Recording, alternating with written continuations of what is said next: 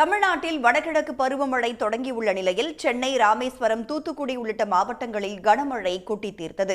இதனால் குளிர்ச்சியான சூழல் நிலவியது.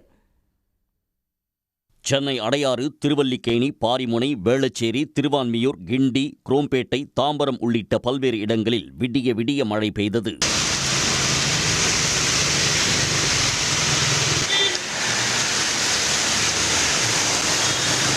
இதேபோல வண்டலூர், காட்டாங்குளத்தூர், பெருங்களத்தூர், குன்றத்தூர் உள்ளிட்ட புறநகர் பகுதிகளிலும் கனமழை பெய்ததால் தென் மாவட்டங்களுக்கு செல்லும் மக்கள் சிரமத்திற்கு ஆளாகினர்.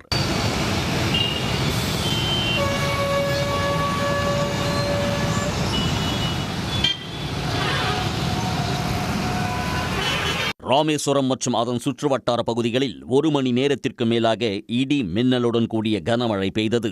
இதனால் தாழ்வான பகுதிகளில் மழைநீர் தேங்கியுள்ளதால் பொதுமக்கள் பாதிப்பிற்குள்ளாகினர்.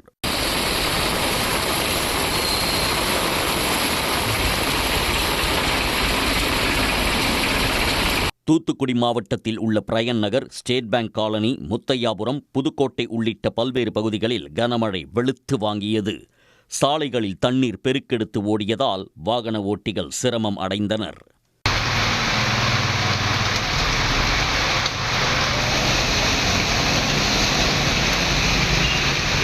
தமிழ்நாட்டில் இன்று நீலகிரி, கோவை, ஈரோடு, திருப்பூர், தேனி, திண்டுக்கல், சேலம், தருமபுரி, கிருஷ்ணகிரி ஆகிய 9 மாவட்டங்களில் கனமழைக்கு வாய்ப்புள்ளதாக வானிலை மையம் தெரிவித்துள்ளது.